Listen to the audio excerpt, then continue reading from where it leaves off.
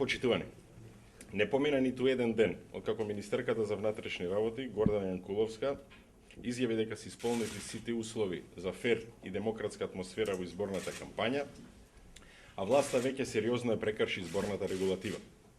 Вчера комплетниот владин тим се стави во служба на предизборната кампања на нејзините кандидати за градоначалници, со што грубо ги прекрши изборните принципи кои се вклучени во правилата и препораките на ОПСИ и ОДИХР и пред законскиот рок ја започна предизборната кампања.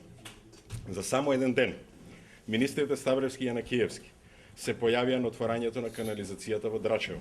Премиерот Груевски отвараше катна гаража со градоначалникот на Центар Тодоровиќ, а министерот за надворешни работи Поповски го промовираше градоначалникот на Прилеп Маријан Ристевски.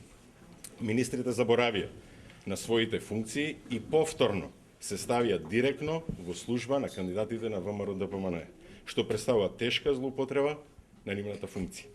Со ова, власта повторно изедначи државата со партијата и започна масовна кампања за промоција на кандидатите за градоначалници спротивно на сите изборни правила и стандардите на ОПСИ и ОДИХР. Вчерашниот ден е уште еден пример зошто власта толку цврсто одбива да ги прифати препораките на ОПСИ и ОДИХР за изборната регулатива, во кој ваквото однесување е забрането и казниво. Ако таа ги прифати овие препораки, повеќе нема да смее да ги злоупотребува функционерите, а тие за вакви прекршувања ќе одат во затвор. Наместо ова, власт упорно ги отфрла цврстите изборни правила за да може да продолжи со злоупотребите во интерес на изборната кампања. Токму ваквото однесување е дополнителна причина за нашиот бојкот на институциите и на локалните избори.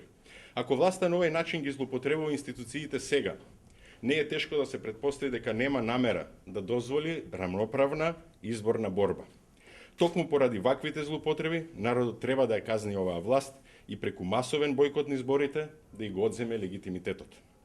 Јавно сакам да ги прашам новите квази опозиционери, кои нови избори треба да глумат против кандидати. Зошто тие не реагираат на овие груби злоупотреби на избирачкиот процес?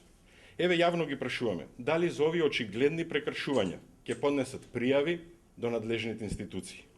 Молчењето на овие партии, кои се појавуваат само на избори, како директна инсталација на власта, само покажува дека се и тие дел од истото сценарио. На сите им е јасно, нови избори нема опозиција, туку има власт и нејзините сателити. Како што е јасно, без опозиција нема легитимни избори и нема демократија. Благодарам.